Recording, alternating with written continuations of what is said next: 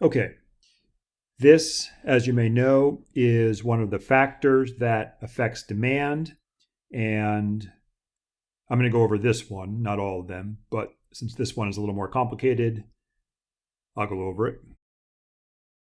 And so first, we need to make a distinction between how two goods are related. So they can be either substitutes,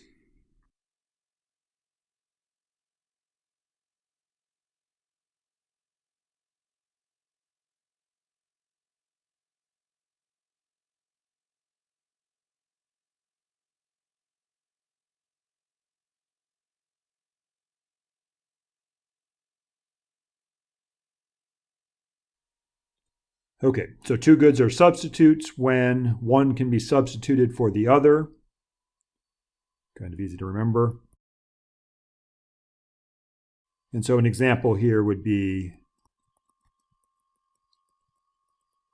Coke and Pepsi.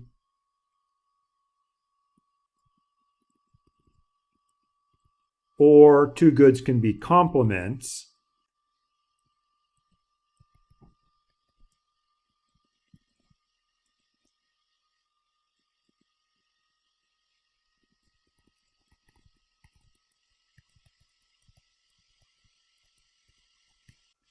And two goods will be complements when they are typically consumed together.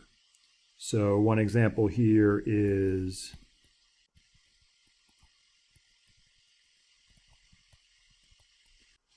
cars and car insurance. So no one buys car insurance unless they also have a car, and they shouldn't have a car unless they also have car insurance.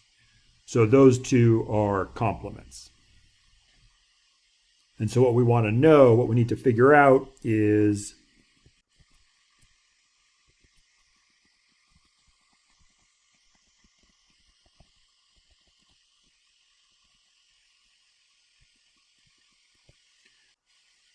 so how does a change to the price of one good affect another good?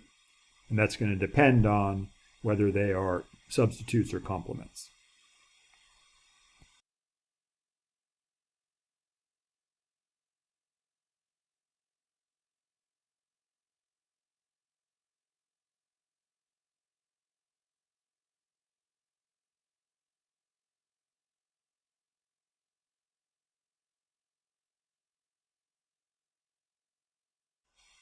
Okay, so here are our two substitutes.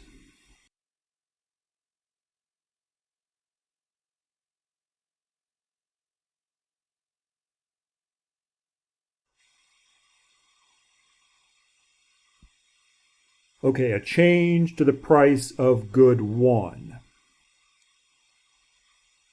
Okay, so if Coke goes from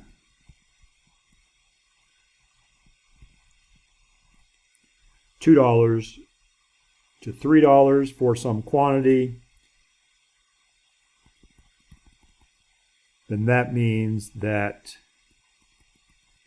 originally when it was at $2, there was some quantity that was being demanded, quantity one. The price increases to $3.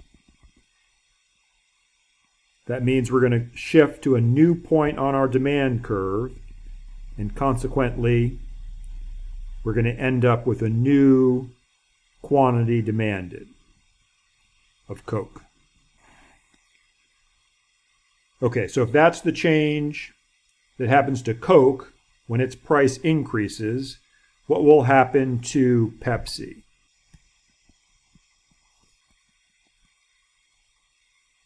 What we would expect is that for Pepsi, its entire demand curve is going to shift to the right.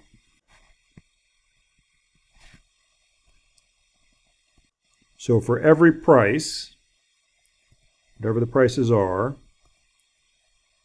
a greater quantity of Pepsi is going to be demanded. Okay, so the price of Coke went up.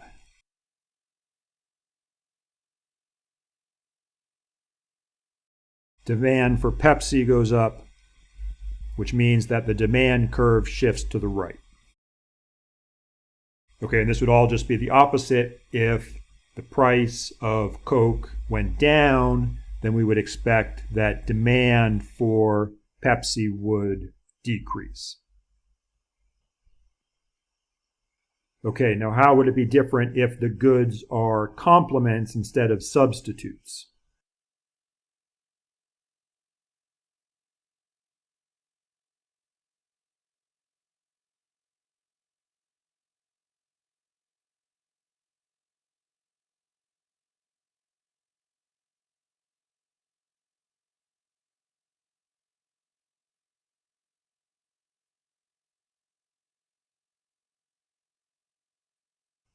Okay, so again, we're looking at a change to the price of good 1. So that means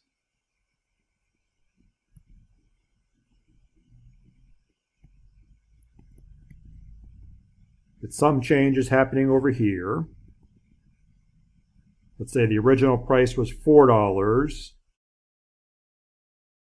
And so some quantity of hot dogs, say this is for a package, is being demanded when the price is $4. When the price increases to $6, then we're going to shift to a new place. We're going to change to a new spot on our demand curve.